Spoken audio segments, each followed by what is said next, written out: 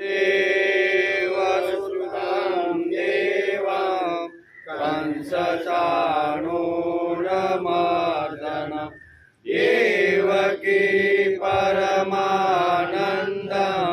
कृष्णं वन्दे जगद्गुरु गुरुर्ब्रह्मा गुरुर्विष्णु गुरुर्देवो महेश्वर गुरुर्साक्षात् परब्रह्म तस्मै श्रीगुरुवे नमः।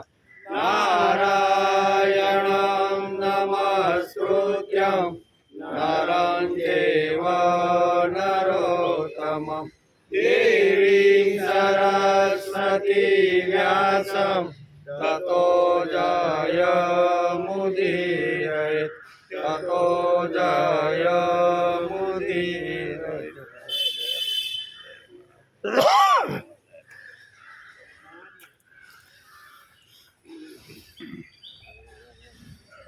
यावदेता निरीक्षेऽहं योद्धुकामानवस्थितं केर्मया सह योद्धव्य अस्मिन् रणासमुद्यमे योत्स्यमानानवेक्षेऽहं य एतेऽत्र समागता धार्तराष्ट्रस्य दुर्बुद्धे युधे प्रियचिकीर्षव। संजय उवाच एवमुक्तो ऋषिकेशो गुडाकेशेन भारत सेनयोरुभयोर्मध्ये स्थापयित्वा रथोत्तमं भीष्मद्रोणप्रमुखतः सर्वेषां च महेक्षितां पश्येत् भीष्मद्रोणप्रमुखतः सर्वेषां च महेक्षिताम् उवाच पार्थ पश्येतां समवेतान् कुरु नीति।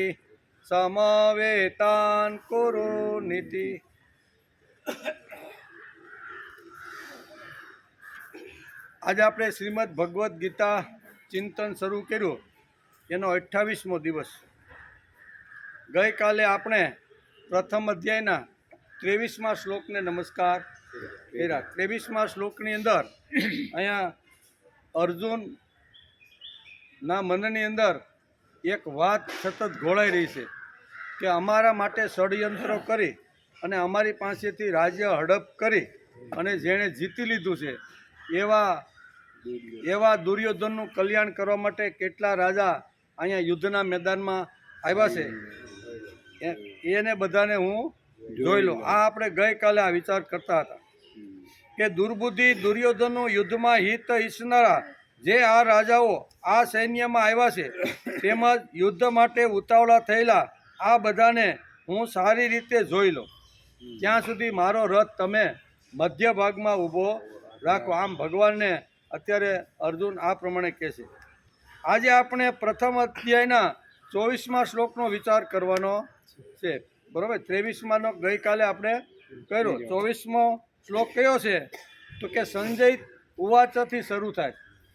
અત્યારે હસ્તિનાપુરની અંદર ધૃતરાષ્ટ્રની સામે સંજય બેઠો છે, કારણ કે 10 દિવસ યુદ્ધના પૂરા થયા પછી સંજય કુરુક્ષેત્રમાંથી હસ્તિનાપુર આવી ગયો છે। અને હસ્તિનાપુર આવ્યા પછી રાજા ધૃતરાષ્ટ્રે પૂછ્યું અને એના બધા જેવા જે કાંઈ પૂછ્યું એના બધા જવાબો સંજય અત્યારે આપતો રહેલો છે। અહીં સંજયના પ્રશ્નથી આ શ્લોકની શરૂઆત થાય છે કે સંજય શું કહે છે રાજા ધૃતરાષ્ટ્રને, તો એ કહે છે સંજય ઉવાચ એવમોક્તો ઋષિકેશો ગુડાકેશેન ભારત સેનયોરુભયોર્मध्ये સ્થાપયિત્વા રથોત્તમ।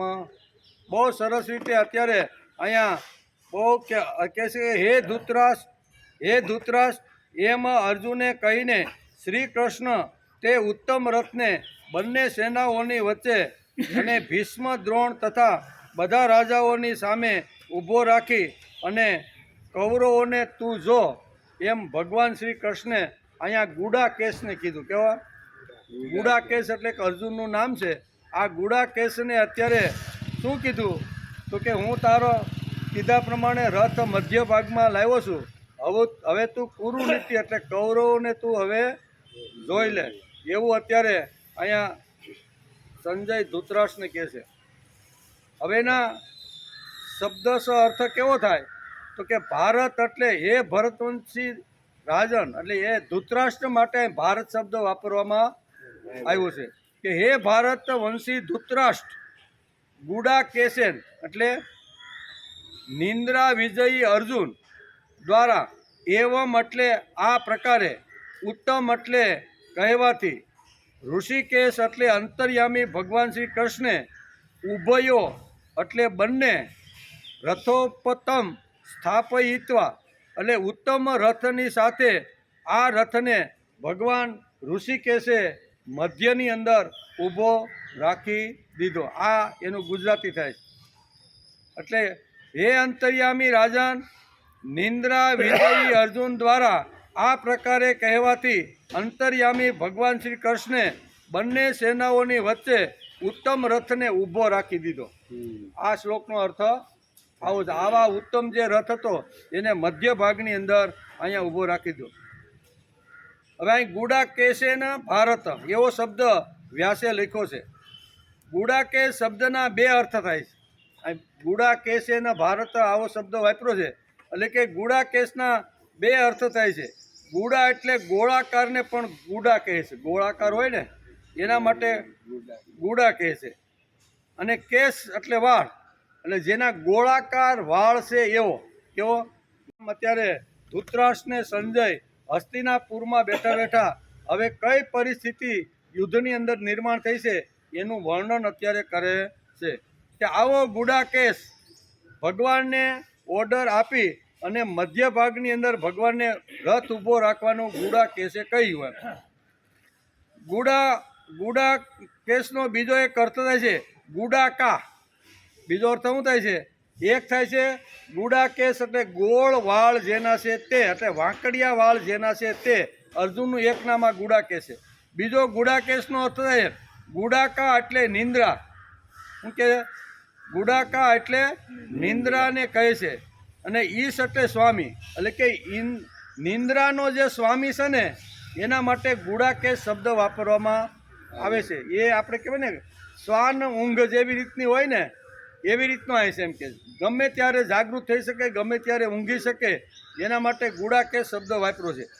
એટલે કે નિંદ્રાને કહે છે અને ઈશ એટલે સ્વામીને કહે છે. જે નિંદ્રાનો સ્વામી છે અર્થાત નિંદ્રા લે છે, ચાહે લે ત્યારે લઈ લે છે અને જ્યારે જાગવાનું કે ત્યારે ફટનારાનો જાગી જાય છે. એટલે આવો જે છે જે નિંદ્રાનો સ્વામી છે અર્થાત નિંદ્રાને લે છે, ચાહે છે, એવો જેનો નિંદ્રા ઉપર અધિકાર છે એનું નામ ગુડા કેસ છે. ગુડા કેસનો બીજો અર્થ આ છે કે નિંદ્રા ઉપર આવી રીતનું સ્વામિત્વ પ્રાપ્ત કર્યું છે. ગમે ત્યારે ઊંઘવું હોય તો ઊંઘી જાય અને ગમે ત્યારે જાગવું હોય તો જાગે. આને કહેવાય ગુડા કેસ. દાખલા તરીકે ગાંધીજીના સમયની એક વાત છે કે ગાંધીજી અહીં સાબરમતી અહીંયા આશ્રમમાં રહે છે. એક દિવસ એને કોઈ ભાઈ મળવા માટે આવ્યા. એટલે ગાંધીજી કહે છે ભાઈ હું ઘણો જાગ્યો છું ને, એટલે મને હવે 10 મિનિટ મારે ઊંઘી લો, પછી હું તમારી સાથે વાત કરું. એમ કરી અને ગાંધીજી અંદર હોલમાં ગયા. 10 મિનિટ એક્ઝેક્ટ એણે કીધું કે 10 મિનિટને પૂરી થાય ને 11મી મિનિટે હું તમને મળીશ, તમારે જે કાંઈ કામકાજ હોય તમે મને કહેજો એમ કે. અને ગાંધીજી હોલમાં ગયા, ખુરશી ઉપર બેઠા, 10 મિનિટ ઊંઘ્યા અને 11મી મિનિટે જે અહીંયા વિઝિટર આવ્યો હતો ને એની સાથે બેસી. આને કહેવાય ગુડા કેસ. 10 મિનિટ થાય એટલે એની ઊંઘ પૂરી થઈ જાય. 11મી મિનિટે મારે જાગવાનું છે એવું નક્કી કરીને 10 મિનિટ પહેલાં હુએ તો આનો જે સ્વામી છે આની ઉપર જેને કંટ્રોલ કર્યો છે ને એના માટે ગુડા કેસ શબ્દ વાપરવામાં આવ્યો છે. ગુડા કેસના બે અર્થ અહીંયા વ્યાસે લખ્યા છે. એક તો જેના વાકડિયા વાળ છે તેવો અર્જુન, અને જે નિંદ્રાનો સ્વામી બની ગયો છે એવો અર્જુન અત્યારે ભગવાનને કહે છે કે ભગવાન તમે મારો રથ મધ્ય ભાગમાં લઈ જાઓ. અને મધ્ય ભાગમાં ભગવાન આ રથને લઈને આવ્યા છે અને ભગવાને કીધું કે હવે તું કુરુ નીતિને જો, તારી સામે કોણ કોણ આવ્યા છે એને બરોબર તું નિહાળી લે. એટલે કે અર્જુનના વાળ વાંકડિયા હતા અને નિંદ્રા ઉપર તેમનો કાબુ હતો. આથી તેમને આ શ્લોકની અંદર વેદવ્યાસે ગુડાકેશ શબ્દ વાપર્યો છે એમ કે. પછી એવા મુક્ત સંસ્કૃત શબ્દ છે. એવા મુક્ત એટલે જે નિંદ્રા આળસના સુખનો ગુલામ બનતો નથી અને વિષય ભોગનો દાસ બનતો નથી. કેવળ ભગવાનનો જ દાસ ભક્ત એટલે કે ભક્ત હોય છે. એ ભક્તની વાત ભગવાન સાંભળે છે, બીજા કોઈની વાત સાંભળતી નથી. આપણે ગમે તેટલો મંદિરમાં જઈને અવાજ મારીએ, ગમે એટલા દુઃખી થઈ ગયા હોય, ક્યાંથી સુખ મળતું ન હોય, પ્રયત્ન કરીને થાક્યા હોય અને પછી ભગવાનની પાસે જઈને આપણે દુઃખ વ્યક્ત કરી તો એ ભગવાન કાંઈ બહુ સાંભળે નહીં. ભાઈ કહે છે ભગવાન કોની વાત સાંભળે? તો કે જે ભગવાનનો ભક્ત છે ને એની વાત સાંભળે. નહીંતર અહીં એમ થાય કે આવો જે સંચળ મનનો જે અર્જુન થયો હતો એનું મન કેવું હતું? તેથી કપિધ્વજ શબ્દ અહીંયા વ્યાસે અહીંયા આગલા શ્લોકની અંદર વાપર્યો છે. મન સંચળ થઈ ગયું હતું, મનની અંદર થોડીક ગડબડ થઈ ગઈ હતી, પણ ભગવાન કહે છે કે જે થોડી ઘણી ગડબડ થઈ ગઈ હોય પણ યો મદ ભક્ત સમય પ્રિય, મને અર્જુન ઉપર પ્રેમ છે તેથી એનું કામ કરે. ભલે ઓર્ડર મારે તો ઓર્ડરથી પણ કરી નાખે, એને ના પાડે નહીં. એટલે કહે છે એવા મુક્ત એટલે કે નિંદ્રા આળસના સુખનો ગુલામ બનતો નથી. નિંદ્રા અને આળસનો જે ગુલામ બનતો નથી. જ્યારે ઊંઘ કરવાની હોય ત્યારે ઊંઘ કરી લે અને પછી જ્યારે જે કામ કરવાનું હોય એમાં આળસ રાખ્યા વગર જે કામ કરે છે એના માટે એવા મુક્ત એટલે જે ભગવાનનો બની ગયો છે ભક્ત, એના જ ભગવાન બધા જ કામ કરતા રહેલા છે. એટલે કે વિષયોનો દાસ બનતો નથી, કેવળ ભગવાનનો દાસ ભક્ત હોય છે. એ ભક્તની વાત ભગવાન સાંભળે છે, બધાની વાત સાંભળતા નથી. નકર તો મંદિરમાં લાઈન લાગે, કોઈ કે મારી ભેં ખોવાઈ ગઈ છે, કોઈ કે છોકરો 35 વર્ષનો થઈ ગયો વરતો નથી. ભગવાન હવે તો કાંઈક તું હરખું કર, ભગવાન આ એક લાવ્યો એ ગઈ, હવે બીજી મળતી નથી ને, તો એના માટે તું કાંઈક પ્રયત્ન કર. ભગવાન એકવાર મેં 10માની પરીક્ષા આપી પણ નાપાસ થયો, આ વખતે મેં આપી છે ને તો તું પાસ કરી. આવી બધી લાઈન બંધ લોકો ઊભા છે અને બધા ભગવાનને કંઈક ને કંઈક વાત કહી રહ્યા છે. ભગવાન કોઈની વાત માનતા નથી. કે આ ભિખારી માંગણોની આખી લાઈન આવી છે અને એમાં એકાદ ભક્ત જો લાઈનમાં ઊભો હોય અને ભગવાનની પાસે જઈને કોઈ વસ્તુ એને માગવાની નથી અને ભગવાનની પાસે કહે છે કે ભગવાન હું આનંદમાં છું, ભગવાન તું મારી ચિંતા કરતો નહીં અને ભગવાન તું તારું ધ્યાન રાખજે. આ ભક્ત 3 શબ્દ ભગવાનને કહે છે. શું કહે છે? ભગવાન મારે તારી પાસેથી કાંઈ જોતું નથી, તે મને માનવ દેહ આપી અને કરોડો રૂપિયાની સંપત્તિ મને આપી દીધી. એક એક અંગની જો કિંમત કરીને તો એ આપણા શું કહેવાય લિસ્ટમાં સામે નહીં ને એટલી એની કિંમત થાય. આંખની કિંમત ગણો, ફેફસાની કિંમત ગણો, કિડનીની કિંમત ગણો, આ બધી હૃદયની કિંમત ગણો, આ બધીનો સરવાળો આપણે જો માંડીએ ને તો એની આવી અનેક ઘણી કિંમતો થાય છે. એટલે ભગવાન તે મને ખૂબ આપ્યું છે, બરાબર, તું શાંતિથી રહેજે. શું કહે છે? તને કાંઈ અગવડ ન પડે, તને કાંઈ દુઃખ ન આવે, તને કોઈ હેરાન ન કરે ને એવી રીતે તું શાંતિથી રહેજે. હું સુખી છું, મારી ચિંતા કરતો નહીં અને તારું તું ધ્યાન રાખજે. 3 વાત માગવા માટે જાતો નથી. માગવા માટે જાય ને એ ભિખારીની કોઈ વાત ભગવાન સાંભળતા નથી. ભગવાન કોની વાત સાંભળે? આવા લોકોની. કે એકાદો લાઈનમાં આવવાવાળો તો એકાદો તો નીકળ્યો કે મારે કાંઈ જોતું, મને કહેવા આવ્યો છે કે ભગવાન તમારું ધ્યાન રાખજો. આ શ્રાવણ મહિનો હાલે છે ને, શ્રાવણ મહિનામાં બહુ લાંબી લાઈન હોય ને, એટલે શ્રાવણ મહિનામાં એક ભક્ત અહીંયા લાઈનમાં ઘૂસી ગયો અને ભગવાન પાસે જઈને કહે છે કે ભગવાન શ્રાવણ મહિનો હાલે છે, પાણીના લોટા માથે લોટા તમારી ઉપર ચડાવે છે બધા, એટલે તને ન્યુમોનિયા ન થઈ જાય ને એનું તું ધ્યાન રાખજે. શું કે પાણીના લોટા ને લોટા તારી ઉપર લોકો ચડાવે છે એટલે ભગવાન તને ન્યુમોનિયા ન થઈ જાય એ તું તારું ધ્યાન રાખજે. એટલે આવા જે ભક્તો અહીં કહે છે ને, આ શ્લોકમાં બહુ સરસ કહે છે. અહીં કહે છે કે ભગવાન સાંભળે કોનું? તો કે ભક્તનું સાંભળે. ભલે ઓર્ડર મારે ને તોય ભગવાન એનું સાંભળે ને. કે અર્જુને ઓર્ડર જ માર્યો છે. શું માર્યો છે? સેનયો રૂભયોર મધ્યે, પરબારું જ કીધું કે મારો રથ સેનાના મધ્ય ભાગમાં તમે લઈ જાઓ. આ જેમ હું કેમ ડ્રાઈવરને જેમ શેઠ ઓર્ડર કરતો હોય ને એવી રીતે પણ ભગવાન કહે છે કાંઈ વાંધો નહીં, યો મદ ભક્ત સમે પ્રિય, આ ભક્ત મને પ્રિય છે એટલે ગમે તેવો ઓર્ડર કદાચ મળે ને, બરોબર ને, એ શેઠ ગમે તેવો ઓર્ડર મારે પણ મારે તો એ કામ એનું કરવાનું. આજે કદાચ એના મનમાં ચંચળતા આવી છે, આજે એના મનમાં કદાચ એવું આવ્યું છે કે મેં શંખ વગાડ્યો અને એથી આ કૌરવ સેનાની ખળભાટ મચી ગઈ છે, એટલે યુદ્ધની અંદર હું જ જીતવાનો છું, મારે કોઈની જરૂર. ભગવાને થોડીક વાર એને સાઈડમાં રાખી દીધા કે ભગવાન વગર પણ હું યુદ્ધ કરી અને કૌરવોને જીતી શકું.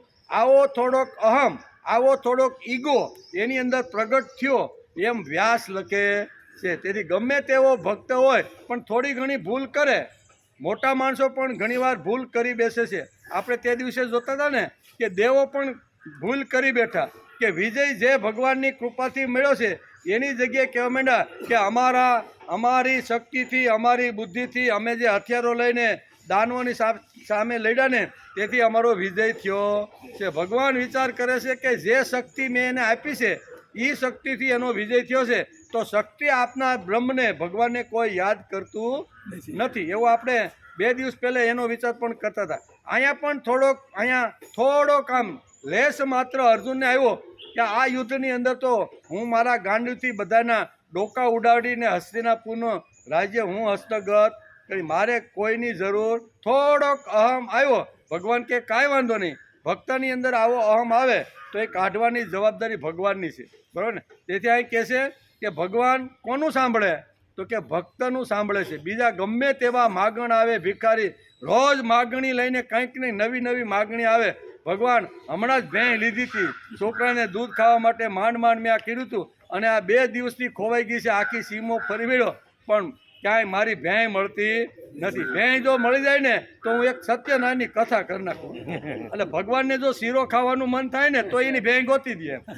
શું કે ભગવાનને શીરો ખાવાનું મન થાય તો એની ભેંને આવા તો આપણે બધાય સહી. એટલે આવાનું કોઈનું ભગવાન સાંભળે નહીં. ભગવાનનો ભક્ત થવું પડે, ભગવાન સાથે જોડાઈ જવું પડે, ભગવાનનો બની જવું પડે તો ભગવાન આપણી બધી વાત સાંભળે. અને સાંભળી છે ને, કોની સાંભળી? પ્રહલાદ નારદ પરાશર પુંડરીક વ્યાસાંબર સુખ સૌનક ભીષ્મ દાલ્ભ્યામ રૂકમાન ગદાર્જુન વસિષ્ઠ વિભીષણાદિ પુણ્યાની નામ પરમ ભાગવત સ્મરાણી. ભાગવતની અંદર આવા પરમ મહાપુરુષોના આવા ભક્તોનું નામ છે. એ બધા ભક્તોની વાણી ભગવાને સાંભળી કે નહીં? પ્રહલાદ નારદ પરા, આ બધા જે મહાન જે ભક્તો થઈ ગયા ને એ જ્યારે જેવી રીતનું ભગવાનને પોકારે, ભગવાનને બોલાવે ને ત્યારે ભગવાન હાજર થાય કે નહીં? ભગવાન હું અત્યારે અગવડમાં આવ્યો છું, મને જેલમાં પૂરી દીધો છે, મારો કેદારો આવી રીતનો ગીરવે મૂક્યો છે અને આ શું કરવાનું? કે ભગવાન કે કાંઈ વાંધો નહીં, આ આવ્યો ગરુડ ઉપર બેહીને તાબડતોડ આવ્યો, બરોબર ને. અરે ભક્તની લાજ જવાની હોય, આખું પોરબંદર ને બધું ફરી વેળા હોય, બરોબર ને, પણ કોઈ શેઠ મળતો ન હોય. ભગવાન કે કાંઈ વાંધો નહીં, હાલ નહીં હું શેઠ બનીને. ભગવાન ભક્તની લાજ રાખવા માટે જે વેશ ધારણ કરવો પડે ને એ બધો જ વેશ ભગવાન ધારણ કરે છે, પણ કોના માટે? ભક્તને માટે. એટલે અહીંયા આ શબ્દ બહુ મહત્વનો. વ્યાસે આ 24મા શ્લોકની અંદર કેટલામાં 27મા શ્લોકની અંદર આ સરસ વાત આપણે સમજે. શું કહે છે કે ભક્તની વાત ભગવાન સાંભળે છે, માત્ર સાંભળતા જ નથી એની આજ્ઞાનું પણ પાલન કરે. હું ખાલી સાંભળતા નથી પણ આજ્ઞાનું પાલન પણ કરે છે. આથી પોતાના મિત્ર ભક્ત અર્જુને આજ્ઞા આપી એટલે ભગવાન શ્રી કૃષ્ણ બંને સેનાઓની વચમાં અર્જુનનો રથ ઊભો રાખી દીધો. હું ખાલી સાંભળે છે એવું જ નહીં પણ આજ્ઞા જે આપી છે ને એનું પાલન પણ કરતા રહેલા છે. તેથી અર્જુનને જે આજ્ઞા આપીને એનું પાલન કરી અને ભગવાને રથ મધ્ય ભાગની અંદર ઊભો રાખી દીધો. પછી આવે છે ઋષિકેશ. એનો અર્થ આપણે આગળ પણ જોયો હતો. ઋષિકેશ એટલે કે ઇન્દ્રિયોને ઋષિક કહે છે. જે ઇન્દ્રિયોના ઈશ અર્થાત સ્વામી છે તેમને ઋષિકેશ કહે છે. પહેલા 21મા શ્લોકમાં અને અહીં ઋષિકેશ કહેવાનું તાત્પર્ય એ છે કે મન, બુદ્ધિ, ઇન્દ્રિયો વગેરે બધાના પ્રેરક છે અને બધાને આજ્ઞા આપનાર છે. એ જ અંતર્યામી ભગવાન અહીં અર્જુનની આજ્ઞાનું પાલન કરનારા બની ગયા છે. એમની અર્જુન ઉપર કેટલી મોટી કૃપા છે. ભગવાનને જે અર્જુને આજ્ઞા કરી એ આજ્ઞાનું પાલન કરીને પણ આવી ગયા છે. એટલે એક અર્થ થાય છે ઇન્દ્રિયો. ઋષિકેશ એટલે ઇન્દ્રિયોના સ્વામી. પછી સેનયોર ઉભયોર મધ્યે સ્થાપયિત્વા રથોત્તમ. આનો અર્થ થાય છે સેનાઓની વચમાં જ્યાં ખાલી જગ્યા હતી ત્યાં ભગવાને અર્જુનના શ્રેષ્ઠ રથને ઊભો રાખી દીધો. આ શ્લોકનું ગુજરાતી એટલું થાય છે. એનું આખે આખું કરી તો રાજા ધૃતરાષ્ટ્રને માટે ભારત શબ્દ અહીંયા સંજયે વાપર્યો છે. કુરુ કળવળ બની રહી છે એ હસ્તિનાપુરમાં રાજા અહીંયા ધૃતરાષ્ટ્રની સામે અત્યારે સંજય આ પ્રમાણે કહે છે કે હે રાજા, હે ભરત વંશી રાજા, હે ભારત, નિંદ્રા વિજયી અર્જુન દ્વારા આ પ્રકારે કહેવાથી અંતર્યામી ભગવાન શ્રી કૃષ્ણે બંને ઉત્તમ રથને મધ્ય ભાગની અંદર ઊભો રાખી દીધો. આટલી વાત આ શ્લોકની અંદર અહીંયા કોણ કહે છે? સંજય અત્યારે ધૃતરાષ્ટ્રને હસ્તિનાપુરમાં બેઠા બેઠા આ વાત એને સમજાવે છે. આ વાત સમજાવે. આપણે જોઈએ છીએ કે શ્રીમદ ભગવદ્ ગીતાના પ્રથમ અધ્યાયના 24મા શ્લોકને આજે આપણે બરોબર સમજવાનો પ્રયત્ન કરશું. એક એક શબ્દની અંદર વેદવ્યાસે જે ઠાંસીને માનવ જીવન સુખી કેમ થાય, માનવ જીવન હસતા હસતા 100 વર્ષ સુધી કેમ જીવી શકે, એ બધાનું માર્ગદર્શન ભગવાને શ્રીમદ ભગવદ્ ગીતામાં આપ્યું છે. તેનો આજે આપણે વિચાર કરવાનો છે, સમજવાનો પ્રયત્ન કરશું. શ્રીમદ ભગવદ્ ગીતા એક મહાન વિજ્ઞાન છે. કેવું? શ્રીમદ ભગવદ્ ગીતા એક મહાન વિજ્ઞાન છે. મહાવિજ્ઞાન એટલા માટે કહેવામાં આવે છે કે ભગવાને આપણામાં અનેક સંભાવના મૂકેલી, માણસની અંદર અનેક પ્રકારની સંભાવના મૂકેલી છે કે તું બની શકે, કરી શકે, થઈ શકે. આવી જે સંભાવના છે ને એ ફક્ત માનવની અંદર જ મૂકેલી છે. પશુ પક્ષીમાં આ વસ્તુ મૂકેલી નથી. શા માટે? તો કે પશુ પક્ષીની અંદર મન અને બુદ્ધિ એના સ્વતંત્ર નથી. એને આપણે જ્યાં દોરી જાય ત્યાં જાય, જેટલું ખવડાવી તેટલું ખાય, જેટલું પાણી પાઈ તેટલું પીવે. એ સ્વતંત્ર નથી. એને ખીલેથી છોડીને તમે જે કાંઈ કરો ને એ પરતંત્ર છે. ભૂખ્યું હોય, તરસ્યું હોય, પણ એ કંઈ પોતાની જાતે બાંધેલું પશુ કાંઈ કરી શકતું નથી. માણસ સ્વતંત્ર છે. શા માટે? તો કે ભગવાને માણસને મન અને બુદ્ધિ આપ્યા છે. મન અને બુદ્ધિથી માણસ પોતાની અંદર રહેલી જે ભાવનાઓ છે ને એ ભાવનાઓને અહીંયા વ્યક્ત કરી શકે છે.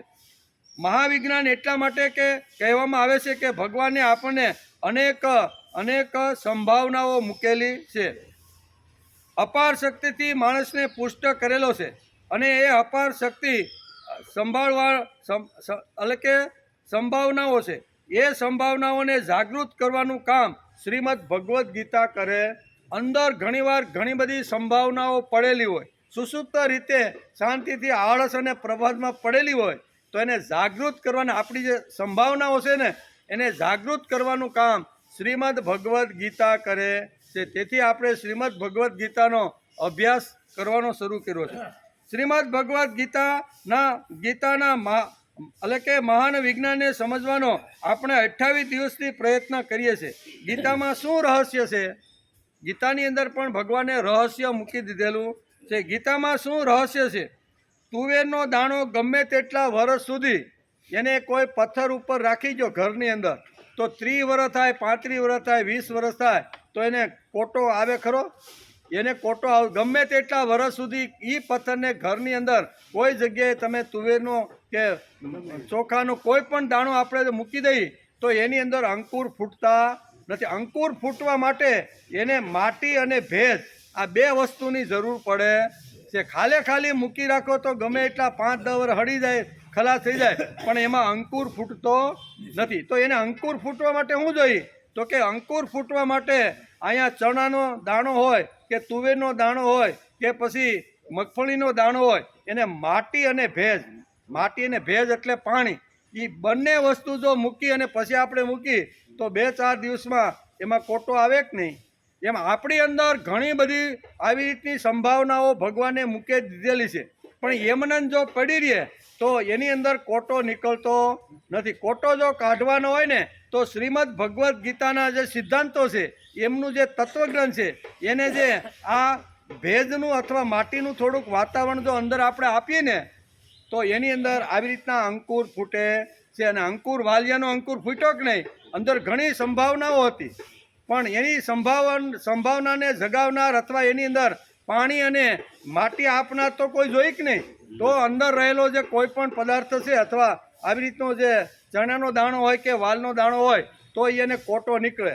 અહીં નીકળો કે નહીં, ઘણી બધી દરેક માણસની અંદર બધી જ માણસમાં સંભાવનાઓ તો પડેલી છે, પણ એ સંભાવનાને બહાર કાઢવા માટે અથવા એને પાણી અને માટી આપવા માટે ભગવદ્ ગીતાની ખૂબ જ જરૂર છે. ભગવદ્ ગીતા એટલે માટી અને પાણી એ કોઈ પણ ચણા કે આવી રીતના વાલને સ્પર્શ થાય એટલે એમાંથી કોટો કાઢ્યા વગર નીકળે નહીં. અને કોટો નીકળ્યો, વાલિયાનો કોટો બહાર નીકળ્યો.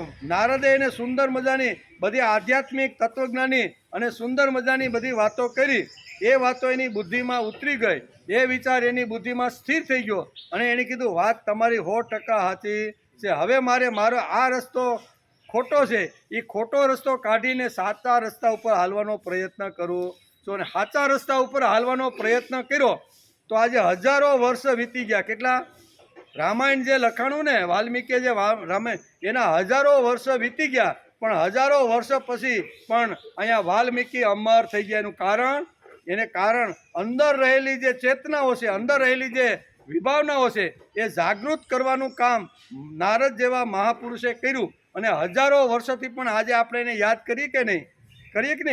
અને નમસ્કાર કરી. નકર 10,000 વર્ષ પહેલાં જે માણસ જન્મો હોય એને આજની કળયુગમાં યાદ કરવાનું કારણ શું છે? પણ આપણે રોજ એને યાદ કરીએ. શું? કુજાંતમ રામ રામેતિ મધુરમ મધુરાક્ષરમ આરુય કવિતા શાખા વંદે વાલ્મીકી કોકિલમ. આવા વાલ્મીકીને યાદ કરીએનું કારણ કે એની અંદર પડેલી જે સંભાવના હતી એ સંભાવનાને બહાર કાઢવાનો પ્રયત્ન એણે પોતે કર્યો. અને કોઈ ધક્કો મારવાવાળું, કોઈ આવી રીતનું માર્ગદર્શન આપવાવાળું મળી ગયા એટલે એને હિસાબે એનું આખું જીવન પરિવર્તન થઈ ગયું છે. તેથી અહીં કે સંભાવના ઘણી બધી પડેલી છે, પણ એને શ્રીમદ ભગવદ્ ગીતાના વિચારોથી એને થોડું પોષણ મળે, થોડી પુષ્ટિ મળે, થોડી હૂંફ મળે, થોડો ભેજ મળે, થોડી માટી મળે તો અંદર પડેલું જે આવી રીતનું જે વાલ કે તુવેર અથવા ચણાનું જે બીજ પડેલું છે એને 100% અંકુર ફૂટ્યા વગર રહે નહીં. પણ આ કરવું પડે. એમ કે અપાર શક્તિથી માણસને પુષ્ટ કરેલો છે અને અપાર સંભાવનાઓ છે. એ સંભાવનાઓને જાગૃત કરવાનું કામ શ્રીમદ ભગવદ્ ગીતા કરતી રહી છે. આ અંદર પડેલી જે નાની નાની વાતો છે ને એને જાગૃત. જેમાં સૂર્યપ્રકાશ આપે છે તે પ્રકાશ પ્રત્યેકને મળે છે. કે નાના હું હરામખોરોના ઘર ઉપર હું જઈશ નહીં. ઉગતી વખતે સૂર્યાઓ કાંઈ વિચાર કરે છે? સૂર્ય ઉગ્યો છે એટલે ગમે તેવો નાનો મોટો અપરાધી હોય કે સારો સજ્જન હોય પણ બધાને એ જેમ પ્રકાશ આપે છે. એમ કે એટલે એમ કે જેમ સૂર્ય પ્રકાશ આપે છે તે પ્રકાશ પ્રત્યેકને મળે છે. માણસમાં તાકાત હોવી જોઈએ સંભાવોને જાગૃત કરવાની. સંભાવના અંદર પડેલી છે એને જાગૃત કરવાની તાકાત હોવી. સૂર્ય તો એના કિરણો ફેંકે છે, પણ આપણે જો એને સંગ્રહિત કરીને ઇલેક્ટ્રિસિટીમાં ડાયવર્ટ જો કરીને તો આપણી પાસે તાકાત પણ હોવી કે જોઈએ કે આવા મોટા સૂર્યના કિરણો જાય છે તો એને અમે સંગ્રહિત કરી અને ઇલેક્ટ્રિસિટીની અંદર અથવા મોટર ચલાવવામાં કે કોઈ પણ જગ્યાએ અમે એને સંગ્રહિત કરી શકીએ. એ તાકાત માણસની અંદર પડેલી છે અને એવી સંભાવનાઓ આજના યુગની અંદર આપણે જોતા રહેલા છે કે માણસ આવી રીતનું કરે છે કે નહીં? ઇલેક્ટ્રિકથી ચાલતી ગાડી, સૂર્યપ્રકાશથી ચાલતી ગાડી, સૂર્યપ્રકાશથી આવી રીતના ઘરની અંદર જે કાંઈ ભાત બાફવાનો હોય, શાક પકાવવાનું હોય તો એ બધું શેનાથી થાય છે ભાઈ? સૂર્યપ્રકાશથી થાય છે. એટલે માણસને આવી રીતની જે મન અને બુદ્ધિ જે આપ્યા છે એ અંદર પડેલી સંભાવનાને જગાડવાનો અને કામે લગાડવાનો પ્રયત્ન કરવો જોઈએ. અને એ જ સંભાવના ભગવાન અત્યારે અર્જુનના મનની અંદર આ પડેલી જે સંભાવનાઓ છે ને એ જાગૃત કરવાનો પ્રયત્ન કરે છે. શ્રીમદ ભગવદ્ ગીતાના મહાવિજ્ઞાનને સમજવાનો આપણે 28 દિવસથી પ્રયત્ન કરી છે. ગીતામાં શું રહે છે? સંભાવનાઓને જાગૃત કરવા માટે માટી તો છે જ, ભેજ પૂરવાનું કામ શ્રીમદ ભગવદ્ ગીતા મહાવિજ્ઞાન કરે છે. તેથી આપણે સોમથી શુક્ર રોજ આપણે જે મળીએ છીએ ને, સોમથી શુક્ર શું કરીએ છીએ કે ધીમે ધીમે અમારી અંદર જે કાંઈ સંભાવનાઓ જે કાંઈ આવી રીતની છે એને જાગૃત કરવાનું કામ અમે કરતા રહેલા છીએ. શ્રીમદ ભગવદ્ ગીતાના ચિંતન દ્વારા આપણે આ મહાન વિજ્ઞાનને સમજવાનો પ્રયત્ન કરીએ છીએ. આ મહાન વિજ્ઞાન ભગવાને જે 700 શ્લોકની અંદર જે આખું જે મૂક્યું છે ને એને આપણે સમજવાનો પ્રયત્ન કરીએ છીએ અભ્યાસ કરીએ છીએ.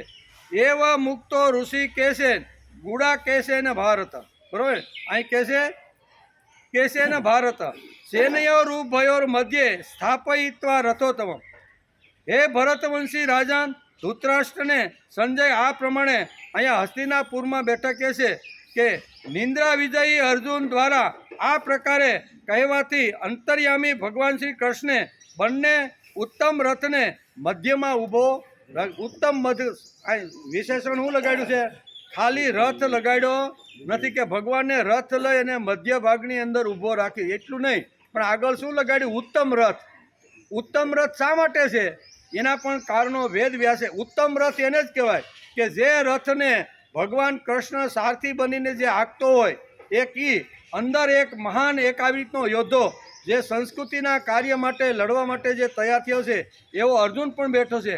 અને ત્રીજો જે અર્જુન આવી રીતનો રથ લઈને આવ્યો છે એની ધજા ઉપર હનુમાનજી બિરાજમાન છે. જ્યાં હનુમાનજી બિરાજમાન હોય, જે રથની અંદર અર્જુન બેઠો હોય, જે રથના સારથી ભગવાન હોય, આને ઉત્તમ રથ કહેવામાં આવે છે. તેથી આપણે રથ શબ્દ વાપરતા ગીતાકારે પણ રથ શબ્દ વાપર્યો નથી. ઉત્તમ રથ શા માટે છે ભાઈ? અહીં એક શબ્દ વેદ વ્યાસે અહીં આગળ હું કામ લખે રથની આગળ ઉત્તમ રથ લખ્યો. તો ઉત્તમ રથ કહેવાનું કારણ શું છે કે આ 3 મહાન શક્તિઓ અત્યારે કુરુક્ષેત્રના મેદાનની અંદર આવી અને આવી રીતની ઊભી રહી ગઈ. હનુમાનજી પણ છે લડનાર, અહીંયા ગુડાકેશ પણ છે અને ઋષિકેશ. આવા 3 મહાન યોદ્ધાઓ જે એક જ રથની અંદર જે બિરાજમાન હોય ને એ રથને ખાલી રથ કહેવાય નહીં, એને તો ઉત્તમ રથ જ કહેવાય કે જેમાં ભગવાન બિરાજમાન છે. ધનુર્ધારી અર્જુન છે, ગુડાકેશ છે અને ભગવાન અહીંયા હનુમાનજી અત્યારે ઉપર ધજામાં બેઠા બેઠા કુરુક્ષેત્રમાં નજર રાખે છે કે આ અંદર બેઠેલા બેને કાંઈ અગવડ પડવી જોઈએ. આ 3નો અહીંયા સમન્વય આપણે જોવા મળશે. તેથી વેદ વ્યાસ કહે છે કે આવા ઉત્તમ રથને ગુડાકેશના ઓર્ડરથી ઋષિકેશે અહીંયા મધ્ય ભાગમાં ઊભો રાખી. આ એક જે શબ્દ છે ને એ વેદ વ્યાસે વિચારીને મૂકેલા છે. ગમે ત્યાં આડેધડ એકેય શબ્દ મૂક્યો નથી. જ્યાં જેવી રીતની જરૂરિયાત છે ને એ શબ્દ અહીંયા વેદ વ્યાસે વાપર્યો છે. તેથી ઉત્તમ રસને અહીંયા ભગવાન અહીંયા શું કહે છે? અહીંયા ધૃતરાષ્ટ્રને અત્યારે સંજય કહે છે કે આવા ગુડાકેશે ઓર્ડર માર્યો અને ઋષિકેશે ગુડાકેશની આજ્ઞાનું પાલન કર્યું અને આજ્ઞાનું પાલન કરી અને ઉત્તમ રથને મધ્ય ભાગમાં રાખી દીધું. એમ હસ્તિનાપુરમાં બેઠા બેઠા સંજય ધૃતરાષ્ટ્રને અત્યારે આ વાત સંભળાવી રહ્યા છે. સેનયો ભયોર મધ્યે બે જગ્યાએ વાપરવામાં આવ્યું છે. અહીંયા આજે પણ વાપર્યું છે અને આગળ 21મા શ્લોકની અંદર પણ ઘેરે જઈને જોયો કે 21મા શ્લોકની અંદર સેનયો ભયોર મધ્યે 21મા શ્લોકમાં વાપર્યું છે. એમ 24મા શ્લોકની અંદર અહીંયા સેનયો ભયોર મધ્યે આવો શબ્દ પણ વાપરેલો છે. બોલે છે બે અલગ અલગ બોલે છે.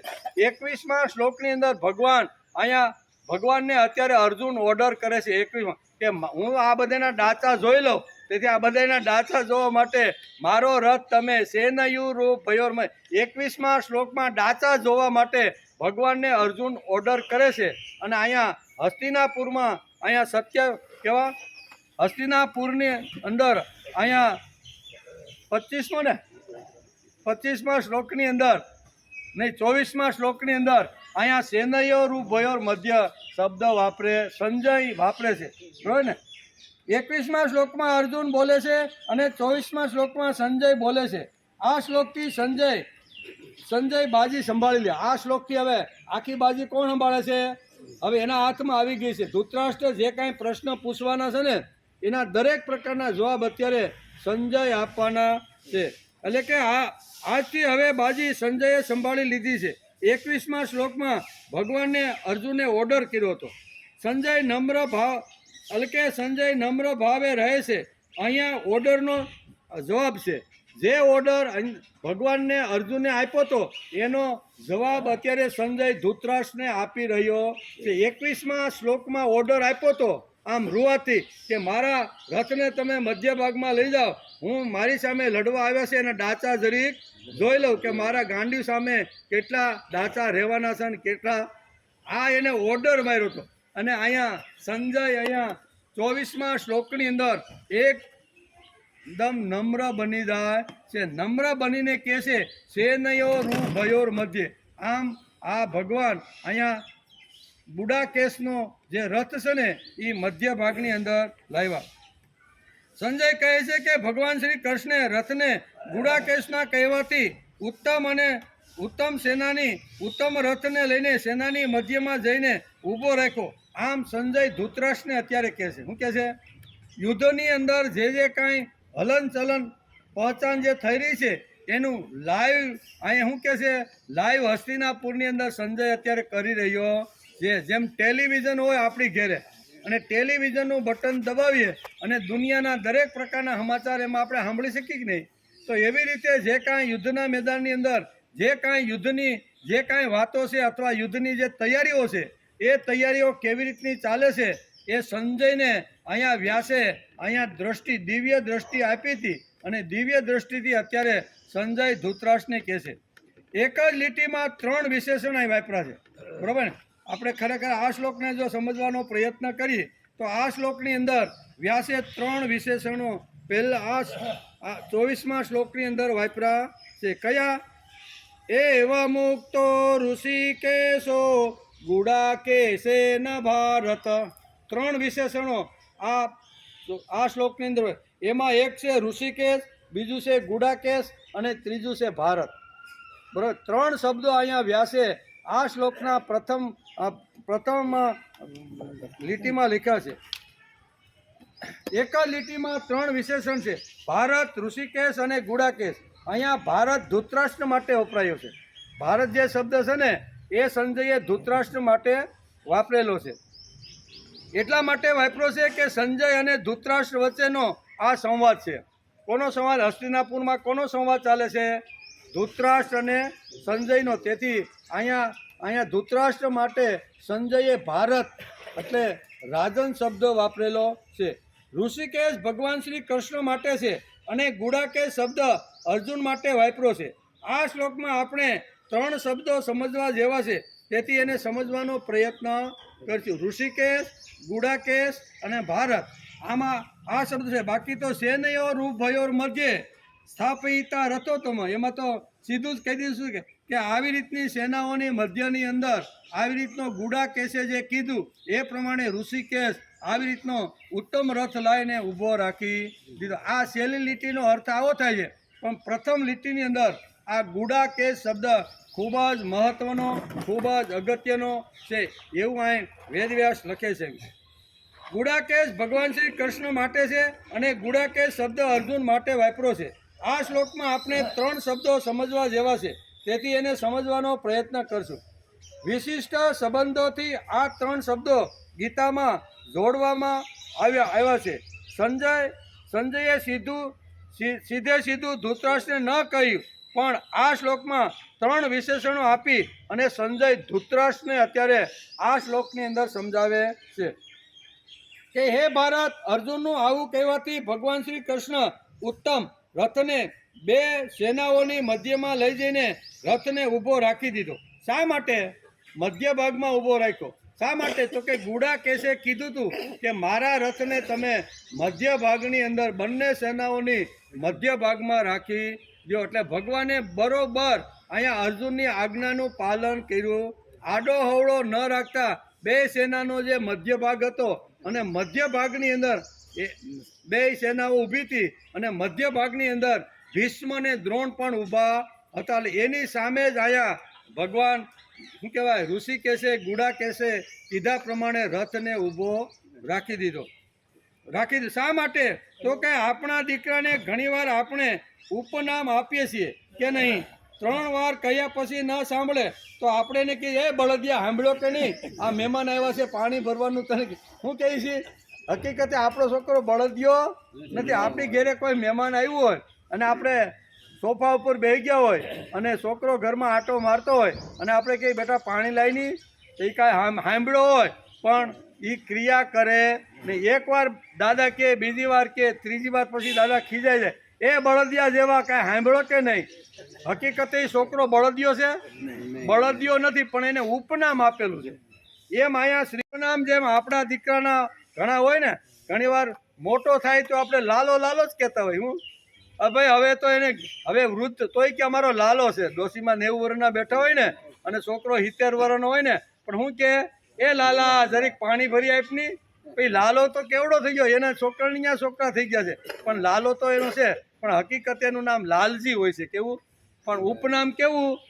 લાલો. એવા આપણા બધાના ઘણાના ઉપનામ હોય, બરોબર. તો અહીંયા ઉપનામ આ શ્લોકની અંદર 3 એટલે કે ભગવાન શ્રી કૃષ્ણ, અર્જુન અને ધૃતરાષ્ટ્ર એને 3 ઉપનામ આપેલા છે, બરોબર. તો એ ઉપનામનો આપણે વિચાર કરવો જોઈએ. પણ પાણીનો ટાઈમ થઈ ગયો છે વલ્લભભાઈ એમ કે જેના 24મા શ્લોકનો અત્યારે વિચાર કરીએ થઈ. એમાં અહીંયા 24મા શ્લોકમાં પ્રથમ લીટીની અંદર વેદવ્યાસે 3 વિશેષણો અહીંયા અલગ અલગ મહાપુરુષો માટે વાપર્યા છે. ધૃતરાષ્ટ્ર માટે ભારત શબ્દ વાપર્યો છે, પછી કૃષ્ણની માટે ઋષિકેશ શબ્દ વાપર્યો છે, અને અર્જુનને માટે ગુડાકેશ શબ્દ વાપર્યો. આ એના વિશેષણો છે.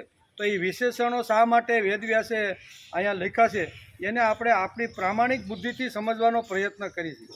આપણે કાંઈ કાશી ભણવા ગયા નથી કે ગીતાનું કે સંસ્કૃતનું એટલું મોટું જ્ઞાન આપણી પાસે હોય, પણ આપણે થોડોક પ્રયત્ન કરી, થોડીક મહેનત કરી, થોડાક થોથા વીખીને બધા જે પુસ્તકોના એ બધું વીખીને ભેગું કરીને આપણે અહીં સમજવાનો પ્રયત્ન કરીએ કે અલગ અલગ મહાપુરુષોએ અલગ અલગ વાङ्મયની અંદર અલગ અલગ રીતે બધી વાતો લખેલી હોય છે. એમાં જે મહાપુરુષે આ શ્લોકો ઉપર જે ઊંડાણથી અભ્યાસ જે મહાપુરુષે કર્યો હોય એમાંથી થોડીક વાતો લઈ અને આપણે સમજવાનો પ્રયત્ન કરીએ છીએ. તેથી આ શ્લોકની અંદર 24મા શ્લોકની અંદર બહુ સરસ રીતે હસ્તિનાપુરમાં સંજય ધૃતરાષ્ટ્ર સાથે સંવાદ કરે છે. ત્યારે સંજય ધૃતરાષ્ટ્ર માટે ભારત શબ્દથી સંબોધન કરે. અત્યારે ક્યાં બેઠા છે? હસ્તિનાપુરમાં. સંજય અને ધૃતરાષ્ટ્ર સામે સામે બેઠા છે, એટલે સંજય એના માટે ભારત શબ્દ વાપરે છે. એમ કે ઋષિકેશ શબ્દ આપણો આગળ જોઈ ગયા કે ઋષ વત્તા ઈશ એટલે બરોબર હર્ષ આપનાર. આ શરીરમાં હર્ષ આપનાર આપણી શક્તિ ઇન્દ્રિયોમાં છે. ઇન્દ્રિયોથી હર્ષ થાય છે અને ઇન્દ્રિયોનો સ્વામી ઋષિકેશ છે. આ 3 શબ્દ સમજવા જેવા છે. અહીંયા અર્જુન માટે વપરાયેલો જે ગુડાકેશ શબ્દ છે તેને પણ આપણે સમજી લેવો જોઈએ. એમ કે ગુડાકેશનો પ્રથમ અર્થ થાય છે નિંદ્રા, અને ઈશનો નિંદ્રા ઉપર જેણે વિજય પ્રાપ્ત કર્યો છે તે. એટલે કે ગુડાકાનો અર્થ થાય છે નિંદ્રા અને ઈશનો અર્થ થાય છે માલિક, સ્વામી, કંટ્રોલ કરનાર, ઊંઘનો સ્વામી. એટલે ઊંઘ ઉપર જેણે કંટ્રોલ કર્યો છે એનું નામ છે ગુડાકેશ. સંસ્કૃત શબ્દ છે, એનું અર્થ થાય છે. આ અર્થમાં જોઈએ તો અર્જુન ગુડાકેશ છે. સીધો સાદો અર્થ એવો થાય છે કે અર્જુન પોતાની ઊંઘ ઉપર વિજય પ્રાપ્ત કર્યો છે. જ્યારે ઊંઘવાનું હોય ત્યારે ઊંઘી લે, અને જે શ્વાન ઊંઘ કહીને આપણે કૂતરાની, એના જેવી અહીંયા અર્જુનની ઊંઘ છે. તેથી ગુડાકેશ શબ્દ વાપર્યો છે. આ અર્થમાં ગુડાકેશ શબ્દ વાપર્યો છે જેણે ઊંઘ ઉપર વિજય મેળવી લીધો છે.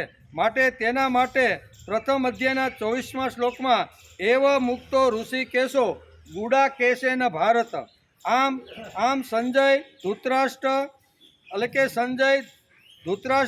એટલે કે ભારત સંબોધન કરીને સંજય અત્યારે ધૃતરાષ્ટ્રને કહે છે કે હે ભારત. એટલે અહીંયા ભારત છે એ ધૃતરાષ્ટ્ર માટે વપરાયેલો છે. ઋષિકેશ છે ભગવાન શ્રી કૃષ્ણ માટે, અને અર્જુન માટે ગુડાકેશ શબ્દ વપરાયેલો છે. ઊંઘ ઉપર વિજય મેળવ્યો એટલે શું કર્યું? અર્જુન શું વહેલો ઉઠી જતો? આ પ્રશ્ન આપને એ થાય કે અહીંયા લખ્યું છે કે જે ઇન્દ્રિયોનો સ્વામી છે અને જેણે ઊંઘ ઉપર જે વિજય મેળવ્યો છે એનું નામ ગુડાકેશ છે. તો વેદવ્યાસે અહીંયા અર્જુન માટે ગુડાકેશ શબ્દ વાપર્યો છે. તો ગુડાકેશ એટલે શું? સવારે 4 વાગે ઉઠી જતો? તો એવો અહીંયા વેદવ્યાસ અર્થ કરતા નથી. ઊંઘ એટલે કે અર્જુન વહેલો ઉઠી જતો ના. અહીંયા ગુડાકેશનો અર્થ થાય છે સતત જાગૃત. કેવો? કોઈ પણ ભગવાનના કામની અંદર સક્રત કે કહેવાય કાયમને માટે જાગૃત અને સાવધાન એમ. જ્યારે ભગવત કાર્ય આવે, જ્યારે પ્રભુનું કાર્ય આવે, જ્યારે સંસ્કૃતિનું કાર્ય આવે, જ્યારે ઈશ્વરનું કાર્ય આવે ને ત્યારે હંમેશા અર્જુન જાગૃત રહેતો હતો. એનો અર્થ થાય છે જાગૃતિમાં સતત આવી રીતનો અર્જુન રહેતો હતો. સાવધાન તરીકે અહીંયા શબ્દ વાપરેલો છે. અને ભગવત કાર્યમાં સતત જાગૃત રહેવું એનું નામ છે અહીંયા ઇન્દ્રિયો પર વિજય મેળવનાર ગુડાકેશ. ઊંઘ એટલે કે શ્વાન નિંદ્રા જેવી જોઈએ, સતત જાગતો જ હોય. ગુડાકેશ અર્જુનના શબ્દની એટલે કે માન્યતા આપીને ભગવાન બે સેનાઓની વચ્ચે ગુડાકેશનો રથ મધ્ય ભાગમાં લઈ જાય છે. આમ તો ભગવાન કોઈની આજ્ઞાનું પાલન કરતો જ નથી. કરે તો નવરો જ ન રહ્યો, મંદિરમાં બધા આજ્ઞા આપવા માંડે. આમ તો ભગવાન કોઈની આજ્ઞાનું પાલન કરતો નથી, એટલે કે સામું જ જોતો નથી, કોઈની વાત સાંભળતો નથી. અહીંયા ગુડાકેશની આજ્ઞાનું પાલન કર્યું શા માટે? પ્રશ્ન એ થાય છે કે ભગવાન કોઈની આજ્ઞાનું પાલન કરતા નથી, કોઈની વાત સાંભળતા નથી અને કોઈની હામુય જોતા નથી. બધાને હામું જોવા મળે તો એને તો કેટલા આખા વિશ્વને ચલાવવાનું છે ભાઈ. તો એટલે કોઈ છતાં અહીંયા અર્જુને જે આજ્ઞા કરી એ આજ્ઞા સાંભળી, ખાલી સાંભળી નથી પણ એના રથને મધ્ય ભાગની અંદર લઈ ગયા છે. આમ તો ભગવાન કોઈનું સાંભળે નહીં. અહીંયા ઋષિકેશ ગુડાકેશની આજ્ઞાનું પાલન કરે છે. ઋષિકેશ એટલે શ્રી કૃષ્ણ ભગવાન અત્યારે ગુડાકેશ એટલે અર્જુનની આજ્ઞાનું પાલન કરે છે. માટે આ શ્લોકમાં આપણે ગીતાનું કેટલું મહત્ત્વ છે ને એ સમજી લેવું જોઈએ કે ગીતાની અંદર આવી રીતનો આજ્ઞા કરે છે. ભગવાન કોઈનું બાપનું માને નહીં, કોઈના બાપનું માને, અને માને તો પછી ઉથલ પાથલ થઈ જાય. બરાબર? કોઈ કે મને ભેંય આપ અને ભગવાને આજ્ઞા એની માની લીધી અને ભગવાને ભેંય આપી, અને બીજો એમ કે ભગવાન તું મને સિંહ આપ અને સિંહની આજ્ઞાની ભગવાને માની લીધું તો શું થાય? ભેંને ખાઈ જાય કે નહીં? એટલે ભગવાન કે તારે જેટલું માગવું જેટલું એટલું મારે મનમાં જેને જેવી રીતનું આવશે ને એવી રીતનું આપવું શું એમ કે. ગુડાકેશ કેવો વ્યક્તિ છે તે આ ઉપરથી આપને ખબર પડે. ભગવાન એની આજ્ઞાનું પાલન કર્યું.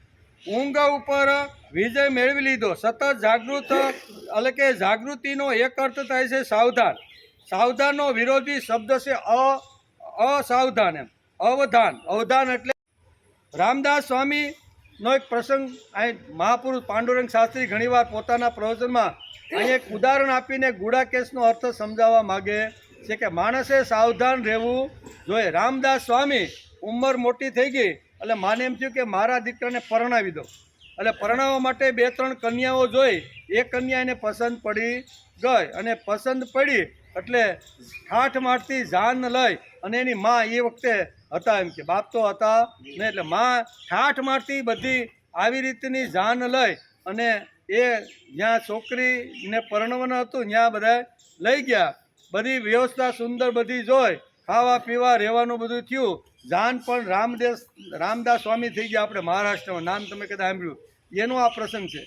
બરોબર ને? તો એ ઘોડા ઉપર બેસીને પરણવા માટે અહીંયા મંડપની અંદર આવ્યા. ખુરશી ઉપર રામદાસ બેસી ગયા, ખંભા ઉપર તલવાર છે, હાથમાં નાળી, આ બધું જોઈ અને પછી ગોર મહારાજ આવે છે. ગોર મહારાજ આવીને વ્યવસ્થિત કરી અને પછી સુંદર મજાના શ્લોક બોલી અને કન્યાને પધરાવવાની વાત કરે છે. કરે ને? હું તમે એટલે કે ઊંઘ સાવધાન એમ કે ઊંઘ આમ તો ભગવાન કોઈની વાત માનતા નથી. આમ સાવધાનનો શબ્દ થાય છે. રામદાસ સ્વામી લગ્ન ગોર સાવધાન, કન્યા પધરાવો સાવધાન. બરોબર ને? આમ કરીને ગોર મહારાજ એક સરસ મજાનો શ્લોક બોલે છે.